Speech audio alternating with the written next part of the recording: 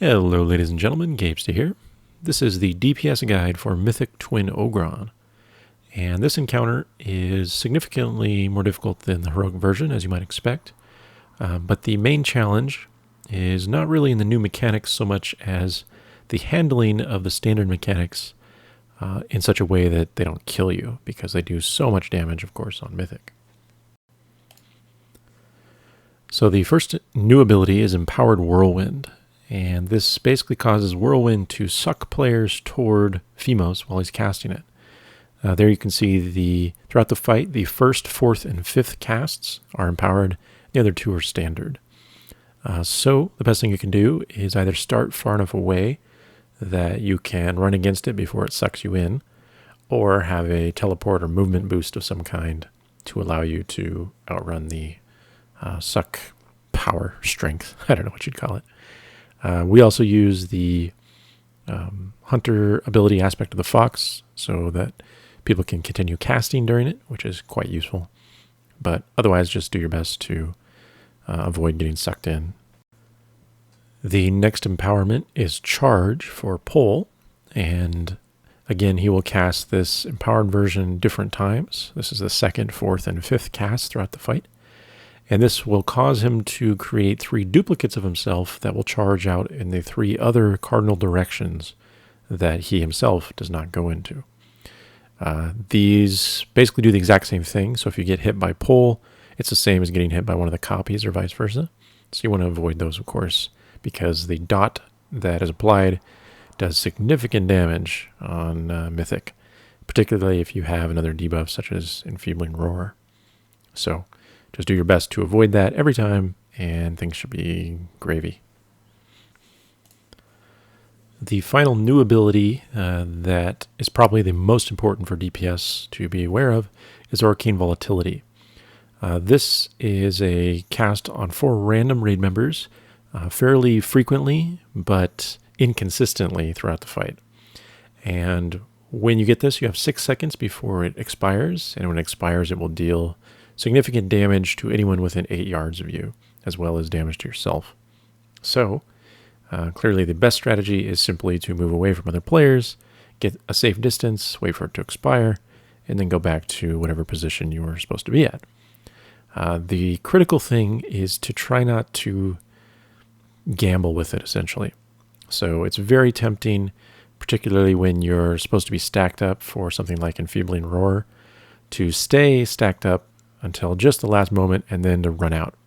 And even if you have a teleport ability such as Blink, and you can do so, there's a risk involved. And the risk is simply that if you choose to blink out at the last moment or teleport out the same time that someone else chooses to do the same thing in that same direction, you're both going to go in the same spot and explode on each other and die. Generally speaking, there just aren't enough reasons to stay stacked up with the debuff throughout the fight. It just doesn't help you enough. So adding 4 more people to split up the Enfeebling Roars that overlap with it is not significant enough to matter. So it's better just to play it safe, get out of the group when you need to, and then move back in once it's expired. And to help out with that, there are weak auras linked in the bottom. You can check those out in the description if you want a better alert for when that's on you or whatever. So the most important thing that you can do as a DPS to help out the raid and get through this fight is to mitigate incoming damage on yourself. And the best thing to do to start with that is to avoid all the flames throughout the fight from the Quake weapons. So to do this, I'm going to assume for this video that you're using the same positioning strategy that we are here. Again, if you're not or using something else, you can check out the link at the bottom, the purple Mythic link, and then go to the description and check out the section that talks about positioning there. That talks about some of the other methods. But again, just to keep things short, I will just refer to the strategy that we're using here. So here you can see a very crude drawing of top-down view of the 2 weapons that are shooting out flames when they spawn. The important thing to understand about the weapons and how the pattern works is that each weapon will shoot out 3 lines of flame waves, 3 spurts, and these will slowly rotate counterclockwise throughout the phase. So what this means is that the first 3 spurts, first 3 lines that are sent out are going to go roughly, one to the right, one straight ahead, one to the left. But at the end of the phase, it's rotated so far to the left that it's almost 90 degrees in the counterclockwise direction from where they originally were. And so as the phase progresses, these flames start to rotate in that direction. And this is true for both weapons. So you can kind of see this illustration sort of shows how the waves rotate around in that direction over time. Now, because of this knowledge, and because you know the weapons will always spawn on the edge of the inner circle, but you just don't know where, you can easily set up a strategy, which is what we're doing here, to position Pole, so basically not Phemos, behind one of the weapons in a safe position that avoids the majority of the flames for the entirety of the raid, except for the one tank that's on Phemos.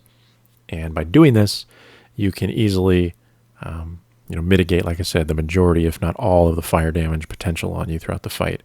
And this will just increase survivability tenfold easily. It's just a huge benefit. So as we start off a Quake phase, you want to immediately identify where the weapon is that your group's going to go to. So here you can see on the top right there is the nearest weapon that we're going to go to. The range group here, the entire group, just behind red in front of the boss. And so you can start making your way over there to the right side, but you can't just go straight across because you'll risk hitting flames that are coming out. So instead you need to make sure you curve kind of around the back side, of course, make your way to the right of that weapon.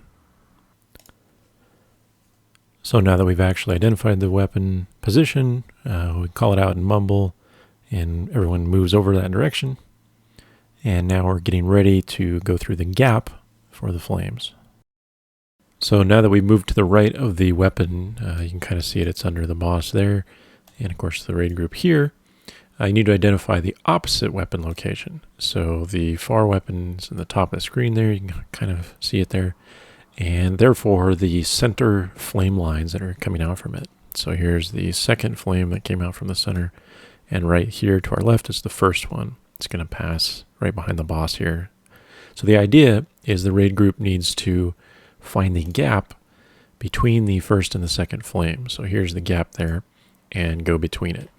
So we're going, when it passes from us, we're going to just kind of curve and go straight through it there. And then we'll be sort of behind the weapon that we were near, and you can stay there for the rest of the Quake phase until the fire dissipates. And so here, as we resume, you can see that the raid as a whole, except for our single tank on Phemos, is going through that gap. And now we can pretty much safely stay in this position behind the weapon and avoid the rest of the flames for the rest of the phase. So it just is really beneficial to get used to that pattern. And again, if your raid uses this strategy, the best thing you can do is quickly identify which weapon is the nearest one where the raid is going and make sure everyone goes there, and then stay to a slightly back right position of it. Wait for that gap from between the first and the second opposite flame to come toward you, go through it, and then you should be safe. Meanwhile, make sure you're watching your timers for things like charge that might overlap that you need to dodge in some way. Now, another important aspect of this fight is sort of the critical combinations, as I refer to them, of the boss abilities that can be very problematic for the raid as a whole. And again, obviously you're going to be DPSing as a DPS, but it's critical that you know about these combinations and how to deal with them. So we'll just go through these briefly. The first is around 240 into the fight, and this is for Pulverize number 2 plus Enfeebling number 2. So here you can see it there. Essentially what we do is just have the raid stand in a circle around Phemos. Make sure it's around Phemos because he's the one that does the roar. And once you get in position within melee range of him, don't move. It's critical that people don't sort of shimmy around because you don't want to accidentally push other people away or end up getting them hit with Pulverize. Because if you do and you get knocked away, then you're not going to be able to soak up the Enfeebling. So get into melee position somewhere that you're not near anyone else, and then just stay there. The radius for the first hit is only 3 yards, so that's all you need to stay away from other people. Meanwhile, if you have volatility during this, you need to run away. We talked about this already. It's not worth trying to gimmick it and be inside for the roar and then blink out or whatever. It's just too close for comfort, and I just wouldn't do it. So once you get that down, then the next crazy ability is for Pulverize number 2, the third hit of it specifically, which occurs shortly after that first crazy combination, along with Volatility Explosion. So because Volatility can target anybody, DPS included, you need to watch very closely for the final hit of that second Pulverize cast. And if that big boulder is going to hit and you have Volatility active on you, you're going to take both hits almost simultaneously and probably die if you don't use a cooldown. So if you have Volatility there, be sure to use a personal survival cooldown. Or if you don't have one, obviously call for one preemptively, because it will just do crazy damage to you otherwise. You don't have to really pay attention to the Quake number 3 because it's mostly about healing and raid cooldowns. So as a DPS, the next big one is at 315, where we have Pulverize number 3, again the third hit of it, plus Enfeebling. So here you can see we're soaking up the Enfeebling right there. The basic idea is if your raid is out with pull, the large third hit, a large boulder there, will target someone randomly, so it'll be out away from the center where Phemos is. So once that big boulder hits, simply make your way to the center to stack up with Phemos and help soak up Enfeebling Roar. Pretty simple. You have quite a bit of time to do it. You just have to be aware of it and not be on the back side of the boulder, out of position somewhere. And then finally, around 350 into the fight, we have charge number 5 along with Enfeebling Roar number 4. And this one is particularly critical because it will force your tanks to swap positions from the standard setup. So you'll have Phemos out with the range that you see there, and you'll have Pull in the center. This is because the charge is empowered on number 5. So having Pull far enough away from the raid makes it easier for you to dodge those charges. Otherwise, you need to stay really close to Phemos, because as soon as that charge is ending, you're going to have a roar that you need to soak up. So there you can see I was able to stay basically right on top of Phemos during the charge. And even if I had to dodge the charge, I could just step back a few yards and get next to him in time. So most of these mechanics that you have to focus on, these combinations that are dangerous because if you do them improperly, Enfeebling Roar will not spread appropriately, and somebody will likely die. So if you spread it to the majority of the raid when you can, things will go smoothly. And really that should cover everything for the DPS guide. This, in terms of DPS requirement, is appropriate for where it stands. If you have appropriate gear and you took out Kargath a week or two, you should be able to get it, depending on how many healers you have and all that good stuff. But the critical thing is, like I said, mostly about survival. If everyone lives to the end, you'll probably be able to meet the DPS requirement. Take advantage of your cleave damage, your multi-dot damage whenever you can. Positions for this strategy should allow multi-dotters to always have dots on both targets pretty much 100% of the time.